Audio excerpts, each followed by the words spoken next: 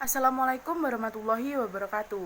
Di sini saya Agnes Ciptanu Fadilah dari kelas SMD akan mempresentasikan makalah saya yang berjudul Kaidah Khusus dalam Muamalah, Buyu. Baik, yang pertama adalah pengertian dari buyu. Buyu dari segi tasrifnya berasal dari kata ba'hu, yang berarti dia menjualnya. Buyu biasanya dikenal dengan kata ba'i. Dan ba'i sendiri dalam istilah fikih biasanya juga disebut dengan jual beli. Ba'i sendiri juga memiliki arti sebagai menjual, mengganti, dan menukar sesuatu dengan yang lain. Menurut terminologi, jual beli adalah menukar barang dengan barang atau menukar barang dengan uang dengan melepaskan hak kepemilikan secara sukarela. Jadi, jual beli adalah suatu perjanjian tukar-menukar benda atau barang yang memiliki nilai jual dilakukan secara sukarela antara kedua belah pihak.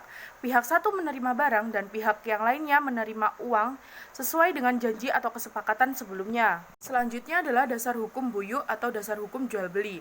Adapun dasar hukum yang disyariatkan dalam jual beli bisa dijumpai dalam Al-Quran surat Al-Baqarah ayat 275 yang artinya berbunyi, orang-orang yang makan atau mengambil riba tidak dapat berdiri melainkan seperti berdirinya orang yang kemasukan syaitan lantaran tekanan atau penyakit gila.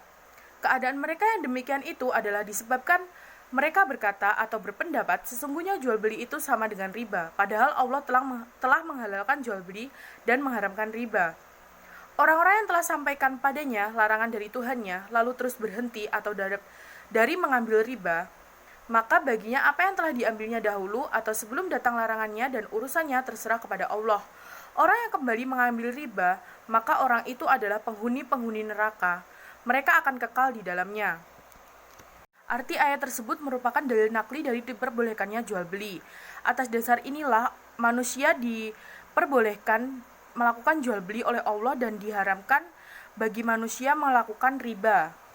Selanjutnya adalah rukun dan syarat jual beli. Yang pertama yaitu akad atau ijab kabul. Ijab kabul ini adalah ikatan kata antara penjual dan pembeli.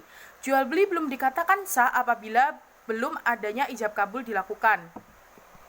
Adapun syarat sahnya akad adalah yang pertama dalam satu majelis, yang kedua kesepakatan dalam melakukan ijab kabul atas dasar kerelaan, yang ketiga adanya lafal jual beli. Rukun dan syarat jual beli yang kedua yaitu adanya penjual dan pembeli atau akhidain. Akhidain adalah orang yang melakukan akad atau yang bertransaksi. Di sini bisa saja penjual ataupun pembeli. Adapun persyaratan akhidain adalah yang pertama yaitu berakal, yang kedua dengan kehendaknya sendiri atau asas suka sama suka, yang ketiga bukan pemboros, dan yang keempat adalah balik. Rukun dan syarat jual beli yang terakhir yaitu benda atau barang yang diperjualbelikan. Maksudnya adalah suatu objek atau benda atau barang yang menjadi penyebab terjadinya transaksi jual beli. Benda yang diperjualbelikan harus memenuhi syarat sebagai berikut. Yang pertama yaitu dapat dimanfaatkan. Yang kedua, barang tersebut milik orang yang melakukan akad. Yang ketiga, dapat diserah terimakan. Yang keempat, barang tersebut suci atau barang yang disucikan. Yang kelima, tidak terbatas waktu. Dan yang terakhir adalah jelas kadar dan wujudnya. Dari sekian syarat dan rukun dalam jual beli, baik dari segi orang yang menjalankan akad atau akhidain, maupun barang yang dijadikan objek akad, harus memenuhi rukun dan syarat jual beli. Hal ini bertujuan agar transaksi jual beli itu sah sebagaimana yang disyariatkan dalam Islam. Selanjutnya adalah kaidah dalam buyu dan contoh penerapannya.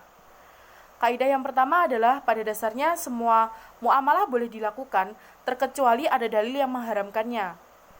Contoh penerapannya adalah semua transaksi jual beli boleh dilakukan terkecuali jual beli yang dilarang karena adanya sebab-sebab tertentu.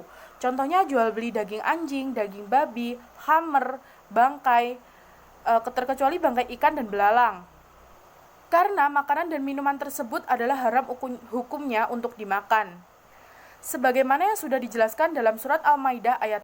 Kaidah yang kedua yaitu pada dasarnya semua yang bermanfaat itu halal dan yang membahayakan itu haram dengan petunjuk syariat. Contoh penerapannya adalah ulama menghalalkan jual beli, tetapi para ulama mengharamkan jual beli yang ada unsur ribanya, karena unsur riba itu mengandung unsur kemudorotan. Hal tersebut sudah dijelaskan dalam Al-Quran surat Al-Baqarah ayat 275. Kaidah yang ketiga adalah, pada dasarnya akad adalah keriduan antara kedua belah pihak yang melakukan akad. Hasilnya apa yang saling diiltizamkan dalam perakatan tersebut. Contoh penerapannya adalah ketika terjadi akad, dalam akad tersebut salah satu pihak tidak mengkehendaki adanya akad atau di dalam unsur paksaan, maka akad dipandang tidak sah atau batal. Kaidah yang kelima adalah hajat itu didudukan pada kedudukan yang darurat, baik umum maupun khusus.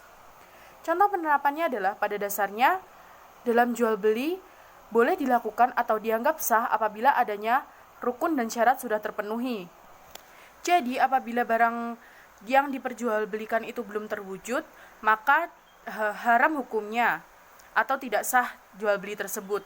Tetapi dalam Islam diadakan keringanan dalam jual beli, namun keringanan tersebut hanya untuk hal-hal tertentu, contohnya jual beli pada saham.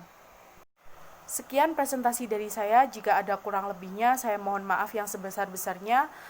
Akhiron, wassalamualaikum warahmatullahi wabarakatuh.